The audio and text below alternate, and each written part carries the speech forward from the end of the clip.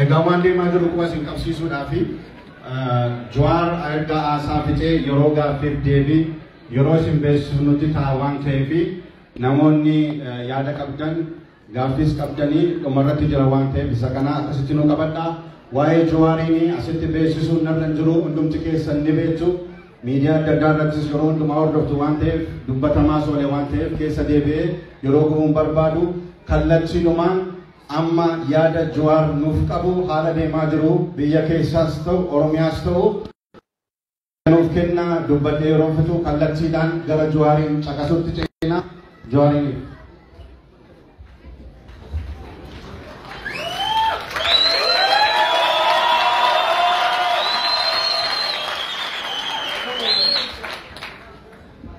akamolta naguma Jari ada yang mana di dia sih?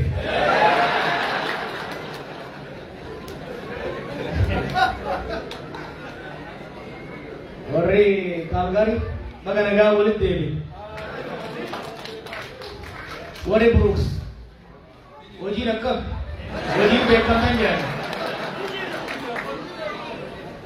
Warri Edmonton.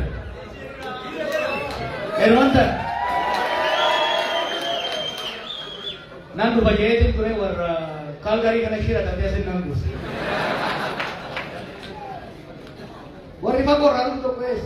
Kalau jalan nandu tuh, saya setuju. Aku ambil nanti tuh. Jalan sih lalu sujud. Bangku orang leru ya. Nomor itu kalau tuh bang, bagawali TV nih. Osmolit jadi mana lihat riba sih? Isin nilai sekali ini tadi mana gara kuta nih? Jalan ni gara biasa. Arah kayak semua kuta tu kau nugas aja, kaya mini bro tu nugas aja. Kaya mini bro alim aku pamit. Ayo manti aku pamit. Warna biasan suppe kabe, yero ibu tidak kabar tu benda dams. Nageni biasan kaya tak kabu. Ayoon amantii abbootiin gadaa manguddoonni biyyaa dhugaayoo dubbannu taate warra telebii kanarraa ol ba'u of jaju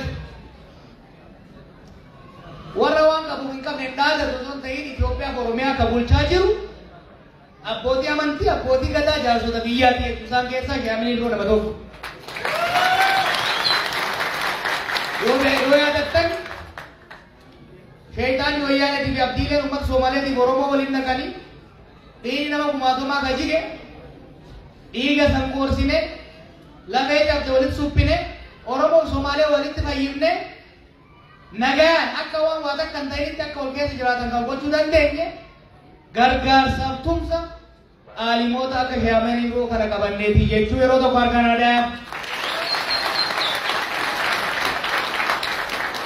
harga sidang kan ammoo walitti qabadhu biyya geessi abbootii gadaa fi abbootii amantii hundaaf naagayin siin jaa.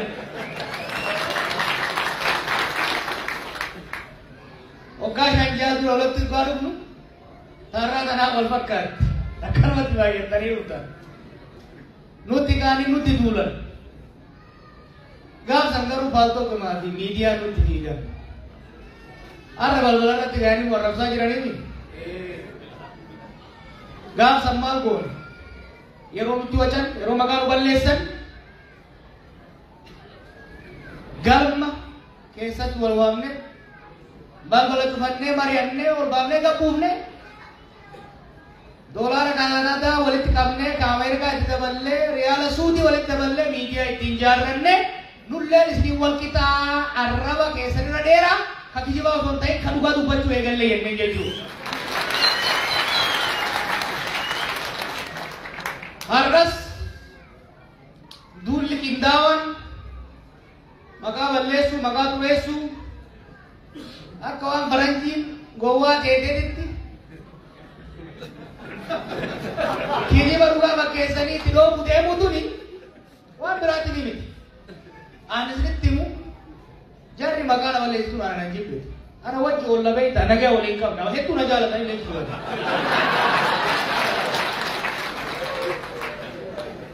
Jarum Oromoo jaan kana maaliif kakaasee gurmeessee jajjabeessee nu dura dhaabaa akka nuti qoqqoonnee jechallee isaan hin nyaanne maal nu argaa waan biraati miti. Kanaaf deebiin nu isaanii kenninu kan maqaleessaati jechuudha. Akkanatti wal geenne Facebook irraa isaanii wal arrabsaa oolurra galma keessa teenye waa'ee isaanii moggatti dhiifne waa'ee teenya mari'anne tokkummaa teenya cimsanne injifannoo hanga ammaa arganne jajjabeeffanne Oromiyaa bineensa diinaa adama hin jiru sirbee jira bee Tawraabee isaata qeerransa kan beektanii qeerransa birraa qaamnaa waraabaa ka'uuf deemaa jechuudha. Waraaba immoo afaan qabne ardaa teenya irratti foon keenya inni nyaatu foon nu nyaannee sumaa quba gannaa hinaaf jechuu kan maka ta'uu qabu jechuudha. Kanaaf marsaa itti aanu kana keessatti duulli amma eegalle kun Oromiyaa afaan diinaatiin hambifame. Oromiyaa bilisummaa guutuullee itti argamsiisuu baannu haga tokko calaqqee irratti mul'attuu eegalte tana injifannoo qabsoo hadhaawaadhaan as hin geenye kana lafa qabsiisu jechuudha. Biqilaa bilisummaa, biqilaa Oromummaa gadi dhaabne kana bishaan jala obaafnee jirmi isaa cimee odaa guddaa akka nuuf ta'u dandeessudha jechuudha. Kana gochuudhaaf filannoo itti aanu murteessaadha. Filannoo itti aanu keessatti baagaaf callaan dhugaaf darti adda baatii jechuudha. Ilaalchi Oromoo, ejjannoon Oromoo, gaafiin abbaa biyyummaa Oromoo, kan uummanni Oromoon hundi dura dhaabbatu immoo, kan uummanni Oromoo hundi ol qabatee deemuun immoo kan namoonni muraasni deemanii sirni federaalizimii qabsoofnuuf kan sabaaf sablammoonni Itoophiyaa hundi barbaadan immoo kan Oromoon qofti dhibbummaa irraa ka'ee barbaadu filannoo itti aanu keessatti addaan bahaa jechuudha. Kanaaf wanni isinitti dhufneef wanni deebifnee wal yaamneef injifannoon argame kun budaan nyaatamee akka lafarraa hin banne akka hin qancarre risaa hattuun fuudhamee qilleensa keessa akka hin banne oolchuudhaaf mootummaan uummanni qubaan filate Oromiyaa keessatti Itoophiyaa keessatti gadhaabachuu qaba jennee waan amannu kana gadhaabuun immoo dhodhoo isaadhaan osoo hin tahin sossobiidhaan osoo hin tahin dhugaa keenya qabannee uummata keenyatti baanee uummata keenyaan filannee Oromiyaa fi Oromoo akka Oromoo fi sabaaf sablammii nu keessa jiru ta'utti Itoophiyaas akka sabaaf sablammoota biyya saniitiin ta'utti bulchuu barbaanna jechuudha. Wanti sirnoo isin hin jiru. Amma booda abalu kana jalliftee sirreessi abalu nama ajjeesini nama hidhini dadhabnee jirra jechuudha. Amma booda qabsaa'onni Oromoo ka waggaa dheeraa itti cinqamaa itti rakkataa turan kan hadhaa gabummaa beekan kan laalaa qabsoo beekan kan aarsaa qabsoo bilisummaa beekan aangoo qabachuu danda'uu qaban. Aangoo qabatanii hawwii bara dheeraadhaaf qaban kan uummata kana bilisummaa baasuudha karoorroo jalaa baasuudha Oromiyaa miidhayyuu Rabbi tolchee nuu kenne san keessatti beela jalaa baanee akka namatti nullee nuu dabartee daara baanee garaa quufnee ittiin jiraachuu dandeenyu kan ijaaruu danda'uu qabna jechuudha. Kanammoo simaa baloodhaan godhuun barbaadu. Kanammoo ergisaadhaan ijaaruu yaallee hin taane jechuudha. Kanaaf qabsaa'onni Oromoo hayyuun Oromoo hundi wal ta'ee filannoo itti aanu injifachuudhaaf qophiitti jira jechuudha. Injifatee heeraaf seera saba keenyaaf ta'u gadi ijaaree biyya bulchuudhaaf alternatiivii Oromoo proposal Oromoo naannoo sanii fi addunyaatti agarsiisuudhaaf hojjechuu qabaa hojjechaa jira jechuudha. Nagaya waan yoon hin dhaabatu arrabni hin dhaabatu naannoo sanitti kan wal lolu hundi Oromiyaa irratti wal lola bakka irratti miti. Akka nurratti wal lolanii nuun hin lolle yoo barbaadu taate biyya teenya guutuutti dhuunfachuu qabna jechuudha. Dhuunfachuu qabna jechuudha. Biyya ta'e qabsoora dhuunfanne kana shakkina abbaan tokko waliin deebi'u Oromiyaa irratti amma boota kana shakkina. Waan takka jala mureen deebi. Amma booda alagaan Oromiyaa hin bulchu dhaloota alagaa dhiisi jallaa keenya mulle gaafa lammaffaa amma booda ummanni Oromoo abbaa irree jallaa ofitti hin dhiitamuu kana beekuun barbaachisaadha jechuudha. Kanaaf sirna dimokiraasii sirna gadaa deemnee gadi ijaarudha. Ummanni keenya wal danda'ee ollaa wajjin nagadatee akka jiraatu gochuudhaaf gara filannootti deemnaa jechuudha. Filannoo kana keessatti akkuma reefu hin jee filannoo lama qofa jiraata jechuudha. Wama lama qofa baffee baay'ee miti. Takko lama qofa jechuudha. Allicha maaliif foon diimaa qofa jiraata. Kunis maali?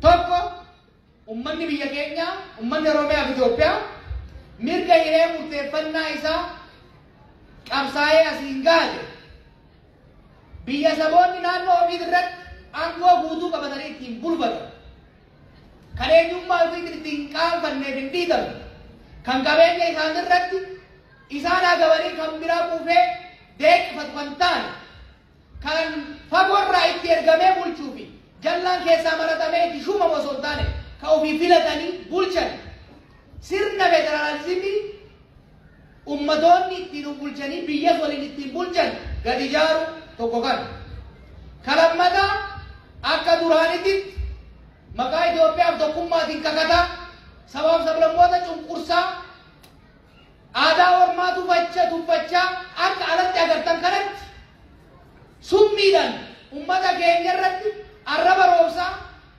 galanni habee arraba roobsaa qabeenya keenya nyaasanii rabbiin nu galateeffachuudha deemsanii nurratti haqqisaa jiraachuun warra barbaadan jidduu jechuu filannoon kan jiru. Ummata ofiin bulchuu barbaaduu fi warra ummata biraa bulchuu barbaadu jechuu filannoon. Filannoo kana keessatti ka filatu ummata beekaa jechuudha. Kanaaf amnaas deemtu kana keessatti amna guddoo. Duulli amma nurra godhamaa ture. Yaaliin nu dhabamsiisuudhaaf gochuuf deeman kun waan biraatii miti. Dhugaa waan qabnuuf dhugaa keenya ibsinee addunyaa waan agarsiifneef sammuu waan qabnuuf sammuu tanaan tarsiimoo baafnee wayyaana isaa waggaa 100 jalatti buluudhaaf qophaa'an irraa waan kaafneef Oromoon qoqqoodamaadha naannoo amantiin adda babaa akka jedhan tokkummaadhaan ummata keenya waan sochoofneef karoora saamichaa fi hannaa isaanii waan jalaa fashalsineef nu mo'achuu waan hin danda'aniif dhabama nu godhanii mo'achuu barbaadanii jechuudha. Kana immoo uummanni Oromoo didee argamu jaleessee jira. Haaluma kanaan gara fuuldurallee hojii hojjannu keessatti qabsoo goonu keessatti sammuudhaan caalle tokkummaa keenyaan caalle yeroo isaan nu xiqqeessuu yaalan wajjin xiqqaannee osoo hin ta'in guddannee argamne akkuma kaleessa osoo nu arrabsan qabsoo nama laaftu bira dhumne waggoota 5 dabre kan waggaan nuti wayyaanee achiin wal qabaa turre akka sareetti nu taantaan surree nurraa gadi buusuudhaaf nu ciinaa turan nu sakaalaa turan irra aannetti kaas geenye jechuudha. Hammas hamma fedhanis haga fedhanis miidiyaa mootummaa qabatanii waajjiraalee mootummaa keessa maxxifatanii harka bitaatiin mormituu fakkaachaa harka mirgaatiin mootummaa fakkaachaa duula fedhanis yoo godhan taate dhugaa waan qabu. Ummata kana fakkaatuuf cinaaf duubaa waan qabu. Hoggana ciccimaa waan horanne qeerroo filiintu lubbuu isiitiin osoo hin hilin Oromiyaa bilisa baasuudhaaf qabsootti jirtu waan qabnuuf ammallee irra aannee biyya dimokiraasii biyya nagayaa biyya misoomaa nu qofaaf osoo hin ta'in warra nu arrabsuufillee ijaaruudhaaf qophiidha jechuudha. Kanarratti waan isin gaafadhu waan guddaa miti. Wayimanitti akkuma beektan doolaara xixiqqaatti kenna sun rakkoo hin qabu. Wanni guddaa isin gaafadhu maal beektu? Akka jarattiin kun hawwitutti hin qoqqoodamedha. akka jarattiin tun hawwitu akka warri chirichaaroon isin bitachuu barbaadu qilchatti isin cirachuu barbaadu akka warri isin qoqqoodee ofii abbaa irree ta'uu barbaadu hawwattu hin qoqqoodamina waggaa shan dura akkuma isin jee isin tokko taanan isin wal kabajnaa wal dhaggeeffannaa hoggana keessan kan naannoo jiru community keessan cimsannaa rakkataa keessan gargaarran tokkummaan Oromoo jiraannan gaara fedhe qaxxaamuree irraan baana diina fedhe otoo inni argin matarraan facaanee injifannee ummata keenya boonsinaa kanaaf ummata Kaalgaarii dhaamsi guddaan ani isin qabu dhaamsi guddaan ani isin qabu injifannoon dura kuftuu wanti erga barbaaddu miti ini ijoolleen biraa kuftee akka lafa hin banne barbaaddanii Oromiyaa irratti Oromoon akka abbaa ta'u barbaaddanii doolaara asitti walitti qabattan tana ergatanii xiqqoo invest godhuu barbaaddanii gaafa ol fuutan galtanii bashannanuu barbaaddanii biyya bilisummaa hin qabne biyya mootummaa ummataa hin qabne keessa nageenyi hin jiraatu bashannanni keessa hin jiru biyya mootummaa ofii hin qabne mootummaa ofii filatte hin qabne keessatti gangamni keessa yoo achitti invest goote waliin dhalu ibidda dhadhaa ibidda bu'ee ta'a malee kanaaf biyyi keenya akka guddatu yoo ka barbaaddan taate biyya ittiin qaanfattan osoo hin ta'in biyya ittiin boontan akka ta'u yoo ka barbaaddan taate injifannoo itti aanu kana keessa nu bira dhaabbachuu qabdan jechuudha nu bira dhaabbachuudhaaf immoo tokkummaa keessan cimsuu qaba gaariidha jechuudha kanaaf karoora lafaa qabu karoora malee isin dhufee hin beeku karoora lafaa qabu karoora kana immoo hojiitti kudhaaf tarsiimoo baafannee socho'aa jiru akka injifannu immoo shakkii tokko hin qabu ofitti waan amannuuf isinitti waan amannuuf jechuudha kanaaf tokkummaa keessan cimsa warra isin arrabsee ufii xiqqaatee isin xiqqaachuu barbaadu hin dhaggeeffatina wajjiin hin xiqqaatina sabab sablammii isin keessa jiru hammadhaa qabadhaa biyya tana laala tanaan isin hidhita biyyi kaanatatu sabab sablammii meeqa kan keessa jiru kamantii adda addaa kan qe'ee adda addaa as jiraatu kuni alaabaa kana qabattanii maa deemtan isin hin jiru kana uffattee maa deemtan isin hin jiru qabsoodhaan as ga'ee jechuudha kanaaf biyya akkanaa bareedduu jaarrachuu yoo ka barbaadu taate hireen duraa sirna abbaa irree qabsoodhaan ofirraa kaasuudha san ofirraa kaafnee injifannoo xumurree jiru ka itti aanu bakka sirna abbaa irree irraa kaafne san sirna demokiraasii yaa'u maal waliin jenne ammadu hadaa ormaa ofirraa buqqaafne qoree abbaa irree ofirraa buqqaafne hadaa keenya bakka buusuu qabna odaa keenya bakka buusuu qabna jedhe odaan keenya mootummaa ummataan filame kanaaf mootummaa ummataan filame kan ummata dhaggeeffatu kan ummataan bulu jaaruudhaaf akka qophooftan nuyi gama keenyaan gandarraa amma federaalaatti ummata ijaaraa jirra nama ciccima taqee isaattillee sadarkaa biyyaattillee isin boonsu gara fuulduraa baasuun deemna yeroo as baafne nu bira dhaabbadhaa nu gargaaraa isin jennaa ulfaadhaa galatoomaa nagaan bula.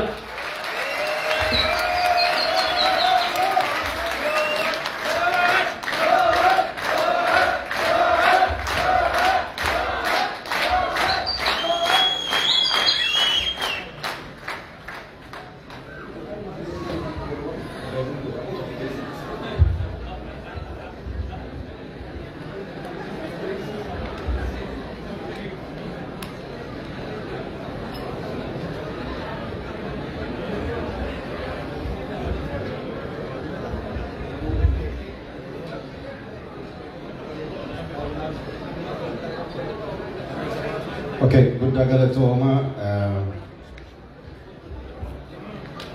asumaan Jawaarii qophaa isaa dhufe miti keessummootiin waliin jiru yeroo qusachuudhaaf sila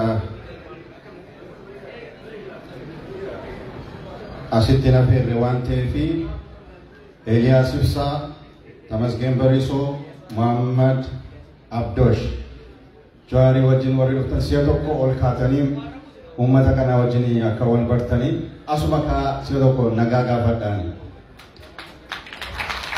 Keessummoota Jawaari wajjin dhufanidha. Amma gaafiif deebii qabna. Namoonni gaaffii qabdan dhumarratti dhiyeeffachuu dandeessu. Gara fundraisingii OMN ni gargaarutti namoonni fedhii waan qabaniif sana keessummoonni tun deemin gochuu waan barbaanneefi asitti namoonni lama asitti waamuu dhuftanii gahee hojii isinitti kennine nu raawwatu jechuudha. Jamaalii fi Ayyaana. Jamal Ayyaana mee nu simadhaa. Jamaalii fi Ayyaana asitti.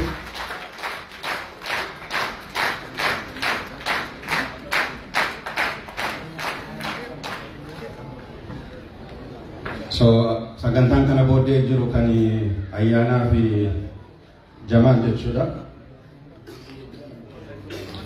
Namoonni gaaffii qabdan gaaffiif deebiin booda waan jiruu fi boodatti hafaa hin deeminaa dafnee waan kana xumuruudhaaf ulfaadha.